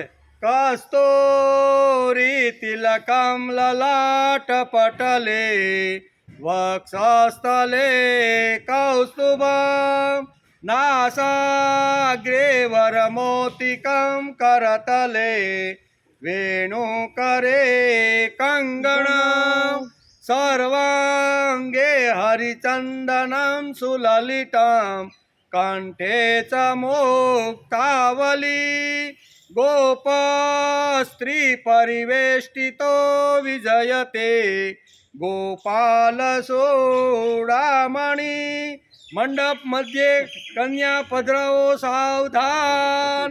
આમ ગોર મહારાજ જ્યારે બોલે છે અને રામદાસ સ્વામી ખુરશી ઉપરથી ફટ નારાના ઊભા થઈ ગયા. બધા માં ને બધા કે કેમ બેટા શું થયું? એ કે ગોર બાપાએ ન કીધું સાવધાન? મારે હવે સાવધાન થવાનું છે એમ કરીને માળા તોડીને તલવારને ફેંકી નાળિયેર ફેંકી અને મંડપમાંથી બહાર નીકળીને ભાગવા જ માંડ્યા એટલે 2-5 લોકોએ પકડ્યો રામદાસને. એ કે ભાઈ શું છે? એ કે ગોર બાપાએ સાંભળ્યું નહીં તઈ તમે શું મંડપમાં બધા બેઠા છો? આ ગોર બાપાએ સાવધાન થવાનું કીધું છે. હવે મારે ભગવત કાર્યમાં સાવધાન થઈને હવે મારે લગ્ન કરવાના, સાવધાન થઈને સૃષ્ટિની અંદર મારે રહી અને સમાજ સુંદર બનાવવાનો પ્રયત્ન મારે કરવાનો છે. આવું સાવધાન કરવાની વાત જો કરી હોય તો મારે માનવી પડે કે નહીં? એટલે ભાગ્યા કોઈના હાથમાં આવ્યા નહીં અને પછી સંન્યાસ લઈ. વાર્તા આવી લાંબી છે. કહેવાનો અર્થ સાવધાન. એક અર્થ છે સાવધાન. અહીંયા ગુડા કેસનો એક અર્થ થાય છે તમે સાવધાન થઈ જાઓ, અને સાવધાનનો વિપરીત અર્થ છે અસાવધાન. એટલે માણસ ઘણીવાર જીવન મળ્યા પછી અસાવધાનની અંદર 90-80 વર્ષ કાઢી નાખે. એને સાવધાન આવતું જ નથી કોઈ દિવસ. ગમે એટલા ચારે બાજુથી કોઈ ગીતા કે કોઈ મહાભારત કે કોઈ સંત આપણી ઘેરે આવે, કોઈ મહાપુરુષ આવે, કોઈ સજ્જન લોકો આપણે ઘેરે આવીને ઘણી સારી વાતો કરે, પણ સાવધાન ભાઈ થતા નથી. 100 વર્ષ થઈ જાય તો સાવધાન થાય ને. અહીંયા ખાલી એક જ અવાજ માર્યો કોણે? ગોર બાપાએ. તા તો રામદાસ સ્વામી સાવધાન થઈ ગયા કે ભાઈ મને સાવધાન કીધું છે. જે મનુષ્ય દેહ મને જે મળ્યો છે ને એને મારે સત્યમ શિવમ સુંદરમ કરીને ભગવાનના ચરણની અંદર સોંપવાનો છે. તેથી માળા ફેંકે છે, નાળિયેર ફેંકે છે, તલવાર છોડી જશે અને સંન્યાસ ધારણ કરી લે છે. કહેવાનો અર્થ આ છે એમ કે સાવધાનનો એક અર્થ થાય છે એટલે કે સાવધાન થાય. બીજો અર્થ થાય વહેલો ઉઠે, જેની ગુડા એટલે કે ગુડાક ઉપર કંટ્રોલ છે તે ગુડા કે શું?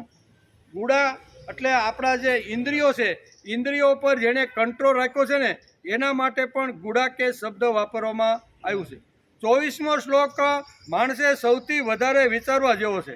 શ્રીમદ ભગવદ્ ગીતાના પ્રથમ અધ્યાય અર્જુન વિષાદ યોદ્ધનો 24મો જે શ્લોક છે ને એ મનનીય છે, વિચારણીય છે અને આવી રીતનો જીવનમાં લાવવા માટે ખૂબ જ અગત્યનો શ્લોક છે. બીજો પણ એક અર્થ થાય છે ગુડા વત્તા કેશ. એક અર્થ આ કીધું કે ઇન્દ્રિયો ઉપર જેણે કંટ્રોલ કર્યો છે તે, જે જાગૃત છે તે, જે સાવધાન છે તે, એના માટે ગુડાકેશ શબ્દ અહીંયા વ્યાસે વાપર્યો છે. બીજો ગુડાકેશનો અર્થ વેદ વ્યાસ આપને સમજાવે ગુડા વત્તા કેશ. કેશ એટલે વાળ એમ, બરોબર? ગુડા કેશ. અહીંયા ગુડાનો અર્થ થાય છે વાકડિયા વાળ. કેવા? વાકડિયા વાળવાળો. વાકડિયા વાળવાળો કોણ છે? તો કે અર્જુન વાકડિયા વાળવાળો છે, કૃષ્ણ વાકડિયા વાળવાળો છે. અને અર્જુન જે ઉત્તમ રથ લઈને જે આવ્યો છે એની ધજા ઉપર બિરાજમાન છે ને એ હનુમાનજીના પણ વાકડિયા વાળ.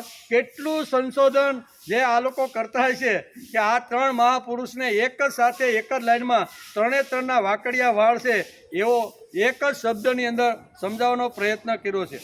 અર્જુન, હનુમાન અને શ્રી કૃષ્ણ ત્રણેયના વાકડિયા વાળ છે. ત્રીજું વાળ એ શોભા છે માણસની. કેવી? વાળ એ માણસની શોભા છે. વેસ્ટમાંથી બેસ્ટ કરે એને મહાપુરુષ કહેવામાં આવે છે. વાળ આપણા કોઈ પણ આપણે શેવિંગ કરવા માટે જાય, દાઢી કરવા માટે કે વાળ કપવા માટે કોઈ આપણે વાળંદની દુકાનમાં જાય તો આપણે કઈ ના વાળ મને પાછા આપી દે. કઈ? એ તો વેસ્ટેજ છે ભાઈ, એને કોઈ ઉપયોગ નથી. એટલે વેસ્ટમાંથી જે બેસ્ટ બનાવે ને એને જ મહાપુરુષ કહેવામાં આવે છે. એમ કે વેસ્ટને પ્રેમ કરવાની જેમનામાં તાકાત છે એ જ મહાપુરુષ બની શકે. વેસ્ટને એટલે જે એકદમ ટ્રોડન એટલે કે જેમ એકદમ નાનામાં નાનો માણસ હોય, કચડાયેલો માણસ હોય, અજ્ઞાની માણસ હોય, બરોબર, રોજનું રોજ કરીને ખાતો હોય, ફિશિંગ કરતો હોય, માછલા મારતો હોય, જંગલમાં આવી રીતના સ્વાપત્યમાં આવા જે ટ્રોડન એટલે કે એકદમ હલકી જાતિના જે લોકો છે એના ઉપર પ્રેમ કરી, એના ઉપર ભાવ રાખી અને ધીમે ધીમે આ જે લોકો છે એને પ્રભુ તરફ વાળવાનો જે પ્રયત્ન કરે છે ને એને મહાપુરુષ કહેવામાં ઉપયોગી થતા નથી. રોજનું રોજ કરે છે એટલે સમાજના કામમાં કોઈ આવતું નથી. એટલે આવો જે કચડાયેલો જે વર્ગ છે, જેની પાસે લોકો જાતા નથી અને જાય છે તો કંઈક સ્વાર્થ લઈને જાય છે. 5 વર્ષે એકાદી વાર કદાચ કોઈના ઝૂંપડામાં કે માસીમારના આવી રીતના કોઈ ઘરોમાં જાય, પણ શા માટે કે 5 વર્ષ પૂરા થાય ને મતની જરૂર હોય એટલે એ માણસ ઘણીવાર ત્યાં જતો હોય છે. પણ કોઈ મહાપુરુષ કોઈ પણ પ્રકારની અપેક્ષા રાખ્યા વગર માછીમારોના ઘરમાં જાય, માછલાનું એસોડ થતું હોય ત્યાં ખુરશી નાખીને બેસે, જંગલોની અંદર આવી રીતના શિકાર કરી અને પોતાનું ગુજરાન કરાતો હોય એવા ઝૂંપડામાં જઈને બેસે અને સમજાવે કે ભાઈ અહિંસા કરવી એ આપણો ધર્મ નથી, આપણે તો હિંસક માણસો નથી, આપણે તો અહિંસક માણસો છીએ. આમ કરી અને ભગવાનથી છૂટો પડેલો જીવ અથવા ભગવાનને ન માને અને ફક્ત પોતાના આવી રીતના બીજા જીવોને ખાઈને પોતાનું જે પેટ ભરે છે એવા લોકોની પાસે, કચડાયેલા લોકોની પાસે જે જઈ અને એને શ્રીમદ ભગવદ્ ગીતાનું જ્ઞાન આપી અને પ્રભુ તરફ વાળવાનો જે પ્રયત્ન કરે છે ને એને કહેવાય મહાપુરુષ. એટલે ગુડા કેસ, કેસ એટલે આપણે એને કોઈ દી કાંઈ કાગળમાં વીંટીને વાળંદને કહેતા નથી લાય મારા વાળ, કે ભાઈ એ તો વેસ્ટ છે, તારે જ્યાં નાખવા એને જ્યાં. તો આવા જે વેસ્ટ છે, વેસ્ટ જે સમાજની અંદર ઘણો બધો એવો વેસ્ટ વર્ગ છે કે એવા વર્ગની પાસે કોઈ માણસ જાતો નથી અને જાતો હોય તો એને મહાપુરુષ કહેવામાં આવે છે. આવા મહાપુરુષ પરમ પૂજ્ય પાંડુરંગ શાસ્ત્રીએ આગરી, વાઘરી, સાગરી અને દરિયાના કાંઠાળ વિસ્તારમાં જઈ ઝૂંપડામાં બેસી અને જે માછલી જે ખાતા હતા એવાને માછલી છોડાવી, માછલી ફિશિંગ કરી અને પોતાનો બિઝનેસ કરતો એને રેતીના બિઝનેસની અંદર એવી રીતના કરી દીધા. આમ કરી અને ધંધો પણ પરિવર્તન કરાવ્યો, જીવનની અંદર પણ પરિવર્તન કરાવ્યું. જે કચડાઈ ગયેલો વર્ગ હતો એણે એમ કીધું કે તમે કોઈ સામાન્ય માણસ નથી, તમે વ્યાસ અને વાલ્મીકીના સંતાન છો. શું કીધું?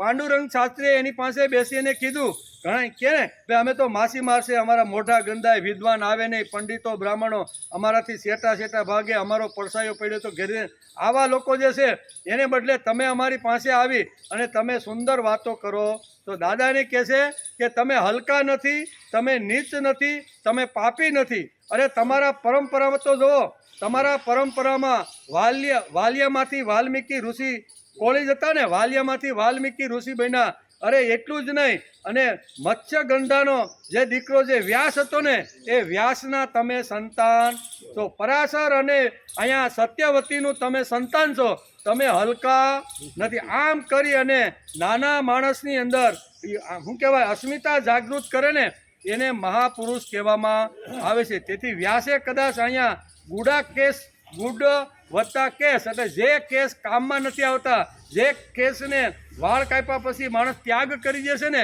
એવા ત્યાગેલા અથવા જેની પાસે કોઈ ન જના લોકોની પાસે મહાપુરુષે જઈ અને એની અસ્મિતા જાગૃત કરી આજે હજારો લોકો આવી રીતના થયા છે. એટલું જ નહીં પણ જનોય પહેરતા થઈ ગયા છે. કેવા? પાંડુરંગ શાસ્ત્રીએ આવા લોકોને જનોય પણ આપી છે કે તમે ભગવાનનું કામ જો કરવાનું હશે ને તો યજ્ઞો પવિત્ર તમારે ધારણ કરવી પડશે. આમ કરી અને આવા અહીં કહે છે, તેથી અહીં કહે છે વેસ્ટને પ્રેમ કરવાની જેમનામાં તાકાત છે એ જ મહાપુરુષ બની શકે. કચડાયેલા લોકો, લગર વગર જીવતા લોકોને વેસ્ટમાંથી બેસ્ટ બનાવવાની તાકાત મહાપુરુષની છે અને આવા મહાપુરુષો જગતમાં ફરે છે. આ મહાપુરુષ અંતિમ માણસ પાસે જઈને પ્રેમનો ધોધ વરસાવે છે. માગવા જાતા નથી, મત જોતો નથી, લોટ જોતો નથી કે પૈસા જોતા નથી.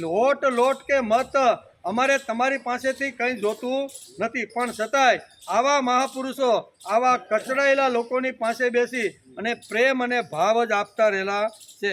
આ મહાપુરુષ અંતિમ માણસ પાસે જઈને પ્રેમ અને ભાવનો ધોધ વરસાવે છે. મારો થયો છે તેને સારો બનાવવાની તાકાત મહાપુરુષમાં, જે મારો થઈ ગયો છે ને એને મહાન બનાવવાની તાકાત મહાપુરુષમાં હોય છે.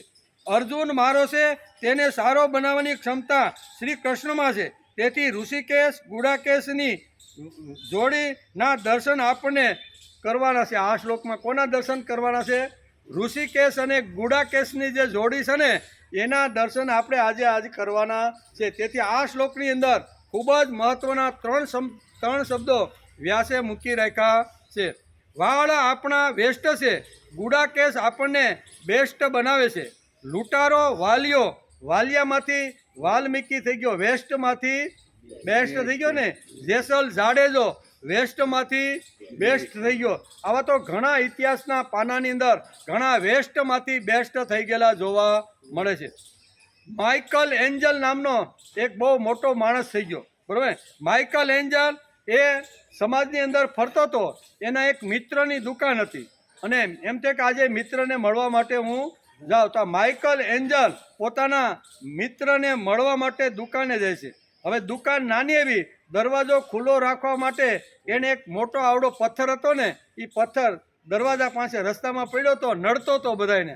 એટલે એ અહીંયા વેપારીએ લઈ અને દરવાજો બંધ ન થાય ને એટલે આડો મૂકવા માટે એ પથ્થરનો ઉપયોગ કરતા હતા. અહીં માઇકલ એન્જલ અત્યારે અહીં મળવા માટે જાય છે મિત્રને, અને મિત્રને જોવે છે, થોડી ઘણી વાતો થાય છે અને પછી હળવેકથી પૂછે છે કે ભાઈ આ પથ્થર તો કે નડતો હતો, રસ્તામાં પીડ્યો હતો અને બધાને ઠેબે આવતો હતો અને મેં લઈને એનો અહીં ઉપયોગ કર્યો. ત્યારે માઇકલ એન્જલ કહે છે કે ભાઈ તારે જોતો ન હોય ને, તને ઉપયોગમાં ન આવતો હોય, નડતો તને નડતો હોય ને, તો એ પથ્થર તું મને આપી દે નહીં. તો કે લઈ જાવ નહીં, હું તો બીજું કંઈક બટકું લઈને આડું મૂકી દઈ. તમને જો ઉપયોગમાં આવતો હોય. એ કે નકામા પથ્થરને લઈ અને માઇકલ એન્જલ પોતાના ઘેરે આવે છે. હાથમાં હથોડી અને સીણી લે છે.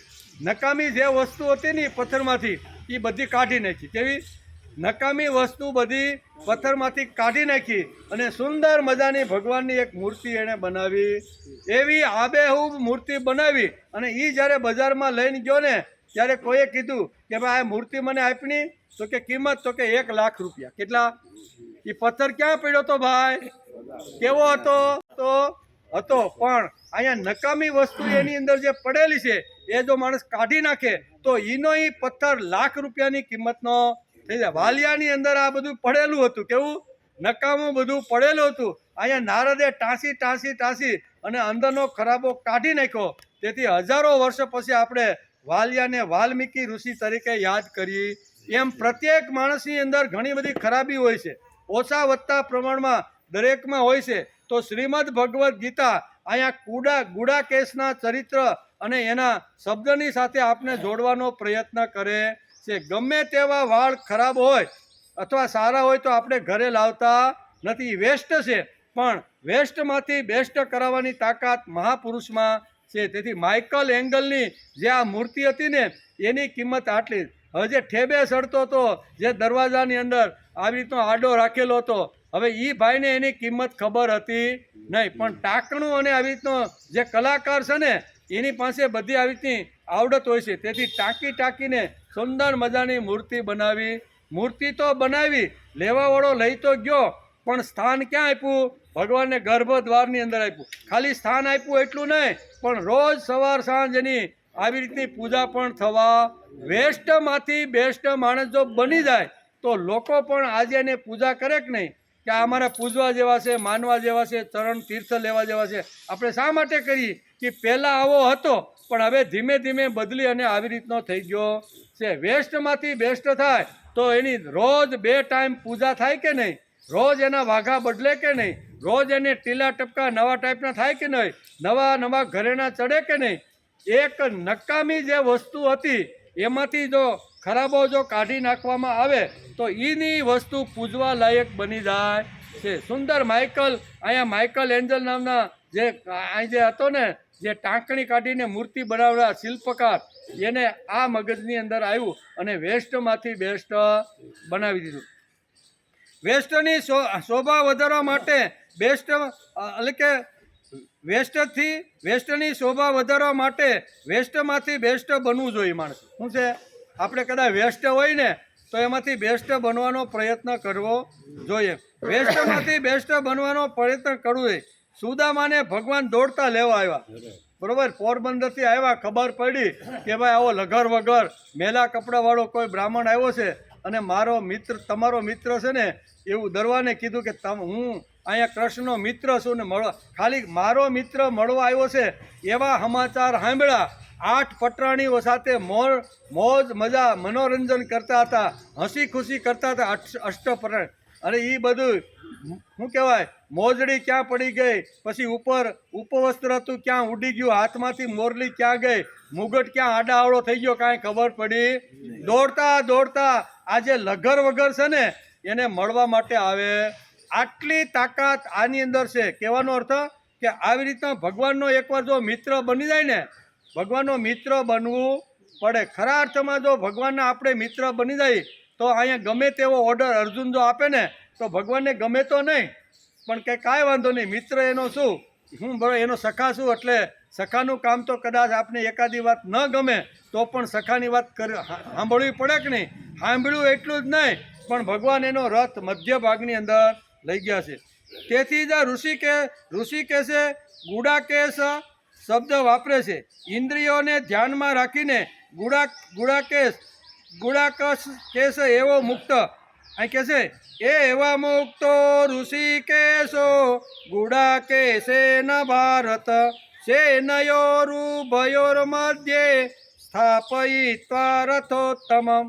આ શ્લોકની અંદર આટલી વાતો આપને સમજાવે છે. આપણે ગીતાનું તત્વજ્ઞાન વાંચવાનું છે, આપણે ગીતાનું તત્વજ્ઞાન સાંભળવાનું છે. તેથી ગીતાની પાછળની ભૂમિકા પણ આપણે સમજી લેવી.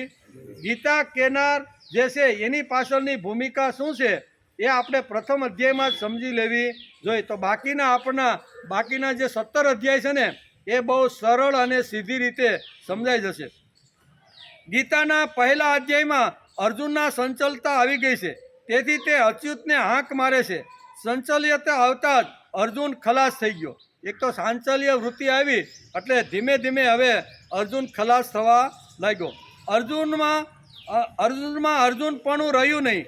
અર્જુન આપણા કરતાં 1000 ગણો મોટો છે, શ્રેષ્ઠ છે અને લોકોત્તર છે, એમાં શંકા નથી. પણ આવો અલૌકિક અર્જુન મોહવશ બન્યો અને પાછો ફર્યો તેનું વર્ણન વ્યાસે કર્યું છે. કેવો આગલા શ્લોકમાં આવે છે, પિતામહ ભીષ્મ પાછો ફરે. કેવો કે આવો જે અર્જુન હતો ને એ અર્જુન પણ યુદ્ધના મેદાનમાંથી પાછો ફર્યો છે. અર્જુન મહાન હતો પણ તે સ્ખલન થયો છે, થોડા ઉન્મદ અને થોડો ગાંડો પણ થયો છે. આપણી માફક તે અટકો છે, દુબળો થયો છે અને કર્તવ્યચ્યુત પણ થઈ ગયો. આપણા જેવો સામાન્ય માણસનો પ્રતિનિધિ અત્યારે અર્જુન બન્યો છે. અર્જુન અત્યારે આપણે જેમ સ્ખલિત થાય, આપણે જેમ વિષાદ થાય, આપણે જેમ સુખ દુઃખ જેમ અસર કરે એમ અહીંયા અર્જુન પણ આપણા જેવો બની ગયો છે. એટલે કે તેથી જ અર્જુન આપણો પ્રતિનિધિ છે, એમાં શંકા નથી.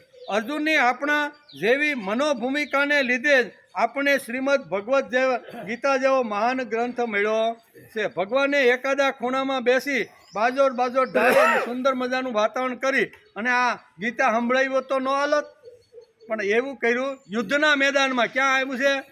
યુદ્ધના મેદાનમાં તત્વજ્ઞાનનો ઉપદેશ અર્જુનને ભગવાને આપ્યો છે. નહીંતર ઘણા લોકો દલીલ કરે કે ભગવાનને જો તત્વજ્ઞાન સમજાવવાનું હોત ને તો એક ઓરડીમાં અથવા એક મંદિરમાં અથવા આવી રીતનો પેન્ડોલ બાંધીને યજ્ઞ કરીને એમાં ભગવાન બેઠા હોય અને અર્જુન નીચે બેસો, એ વખતે તત્વજ્ઞાન કહી દીધું હોત તો ન હાલત, ન હાલે. આ યુદ્ધના મેદાનમાં ગીતા કહેવામાં આવી છે. આપણા જીવનમાં સવારે ઉઠ્યા અને રાત્રે સૂઈ ત્યાં સુધીમાં અનેક મનની અંદર, બુદ્ધિની અંદર, ઇન્દ્રિયોની અંદર અનેક પ્રકારના યુદ્ધો ચાલુ જ છે, બરોબર ને. આ યુદ્ધો અહીંયા એટલે કે ઉઠ્યા પછી થાય છે એમ કે. તેથી શ્રી કૃષ્ણ ભગવાને પહેલેથી નક્કી કરીને પછી જ અર્જુનને શાંતિથી ગીતાની આત્મા અનાત્માની ચર્ચા સંભળાવી હોત તો ન હાલત. આત્મા અનાત્માની ચર્ચા સંભળે તો ન હાલે ભાઈ. અર્જુન અટકો, પાછો ફર્યો છે અને માનવ પણ અટકી જાય છે. અર્જુન જેમ અટકો, અર્જુન જેમ સ્ખલિત થયો, અર્જુન જેમ પાછો પડ્યો, એમ ઘણીવાર આપણે વ્યવહારમાં જીવનની અંદર, ધંધાની અંદર, નોકરીની અંદર, વ્યવહારિક જીવનમાં ઘણીવાર આપણે પણ પાછા પડતા હોઈએ છીએ. એટલે કે પાછા પડતા હોઈએ છીએ, નક્કી કરીએ છીએ અને પણ થતું નથી. અર્જુન અટકો, પાછો ફર્યો, અર્જુન સ્ખલનશીલ થયો.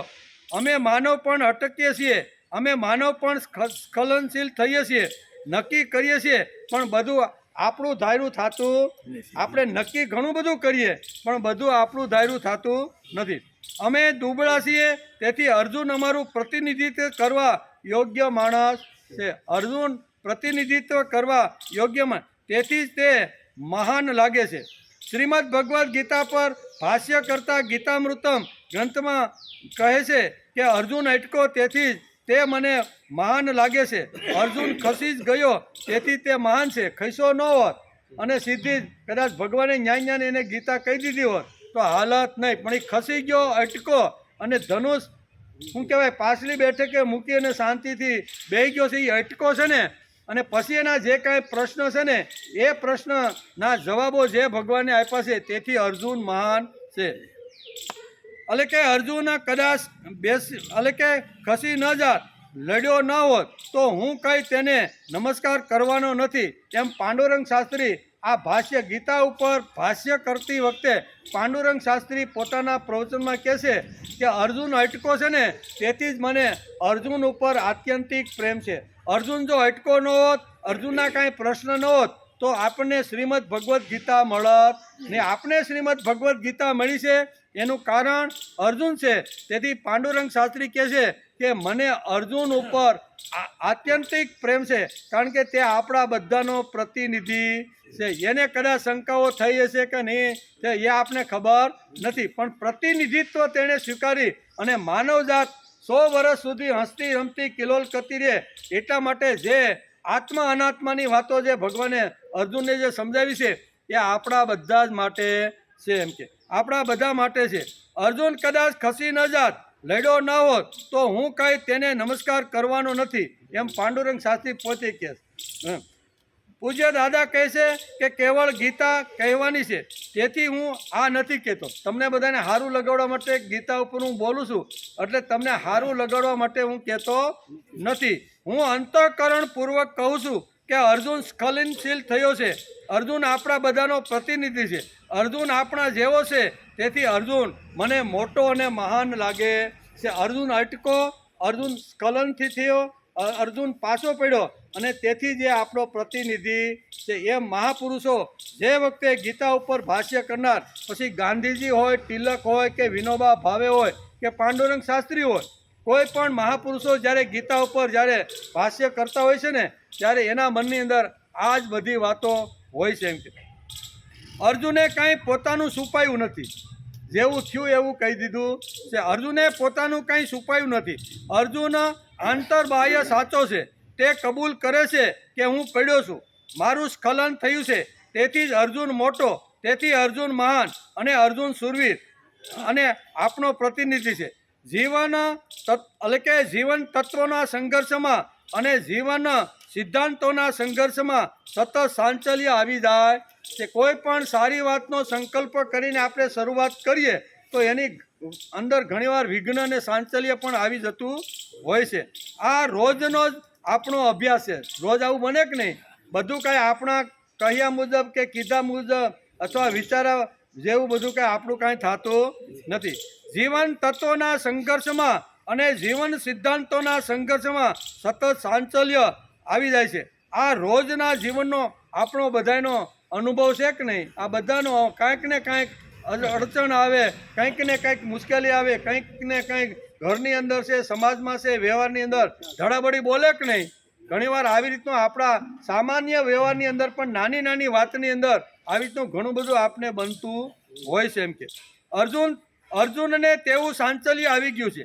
ત્યાર પછી અર્જુન ખસી ગયો, કર્તવ્યચ્યુત થયો અને પોતાનું સ્ખલન તેમણે ગીતાના પ્રથમ અધ્યાયમાં ભગવાનની સામે મૂકી દીધું છે કે ભાઈ મારું સ્ખલન થઈ ગયું, હું અત્યારે પાછો પડ્યો છું અથવા મારે લડવું નહીં. આ બધી વાતો આવે છે. આમાં જ અર્જુનની મોટાઈ છે. જીવન સંઘર્ષમાં આપણું પણ એવું થાય છે. તેનું દર્શન હવે પછીના આ 26મા શ્લોકની અંદર 25મા શ્લોકની અંદર વ્યાસે કર્યું. કેવી રીતનો એ સ્ખલન થયો, કેવી રીતનો એ પડી ગયો અને પડ્યા પછી એની સ્થિતિ કેવી રીતની થઈ છે ને એ અહીંયા શ્રીમદ ભગવદ્ ગીતાના અહીંયા પ્રથમ અધ્યાય અર્જુન વિષાદ યોગના 25મા શ્લોકની અંદર વ્યાસે લખી છે. ગીતા આપણને થપાટ પણ મારે છે. શું કહે છે? આમાં જ અર્જુનની મોટાઈ છે. જીવન સંઘર્ષમાં આપણું પણ એવું થાય છે. તેનું દર્શન હવે પછીના શ્લોકમાં વ્યાસ ભગવાનને વર્ણવ્યું છે.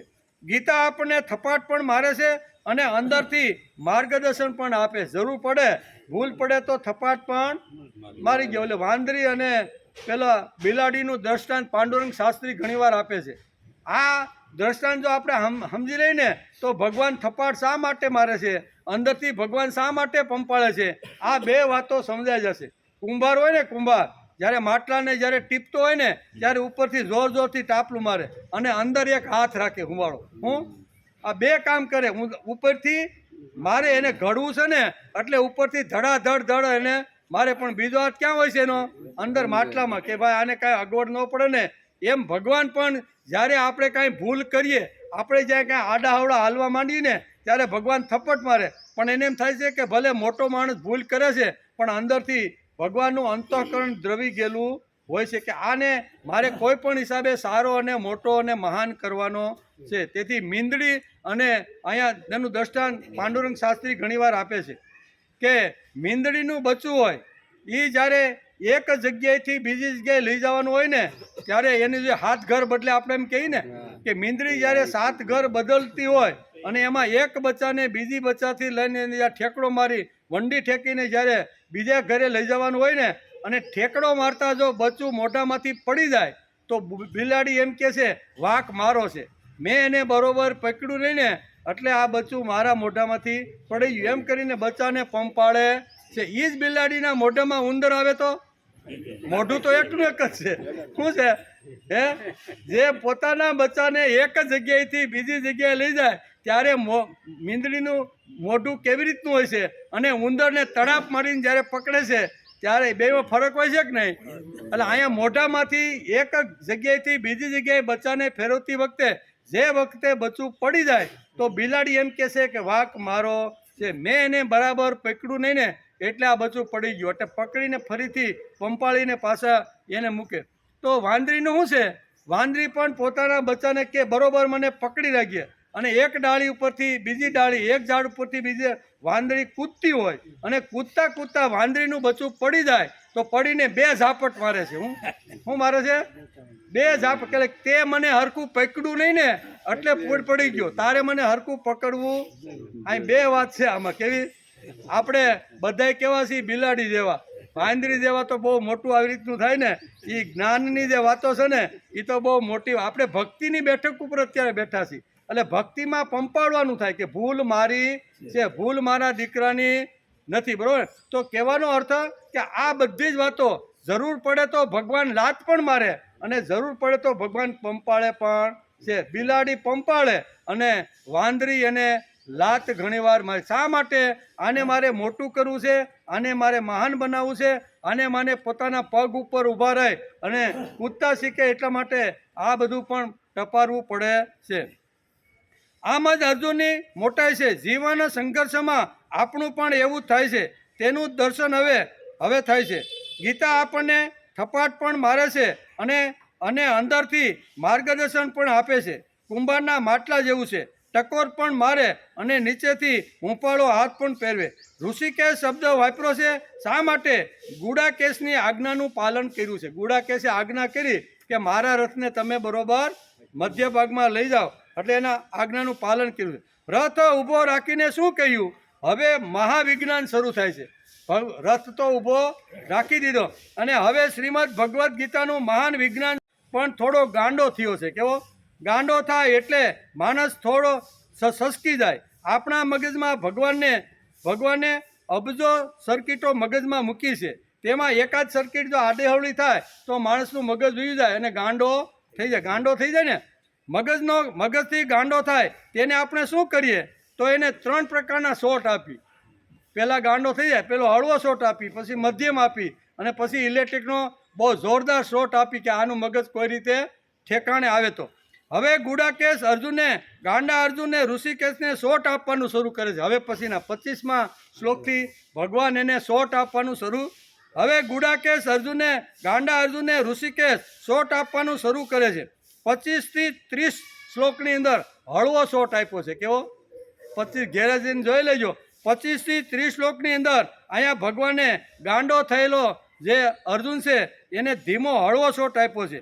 31 થી 35 શ્લોકની અંદર મધ્યમ શોટ આપ્યો છે, અને 36 થી 48 શ્લોકની અંદર જોરદાર હાઈ પાવરનો આવો શોટ આપીને કોઈ પણ હિસાબે આ લડતો પાસો થાય ને એવો અહીંયા 48ના એટલે કે 31 થી 48 શ્લોકની અંદર અહીંયા 12 શ્લોકની અંદર મોટો શોટ આપેલો છે. એ હવે પછી આપણે આ તત્વજ્ઞાન સમજવાનું છે.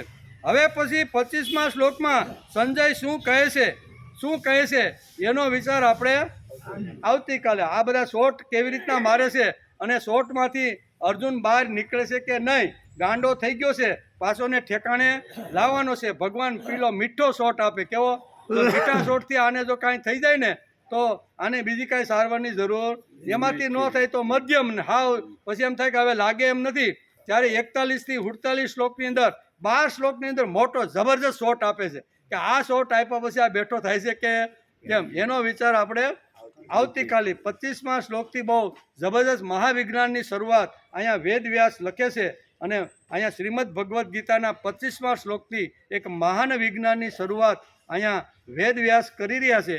એનો વિચાર આપણે આવતીકાલે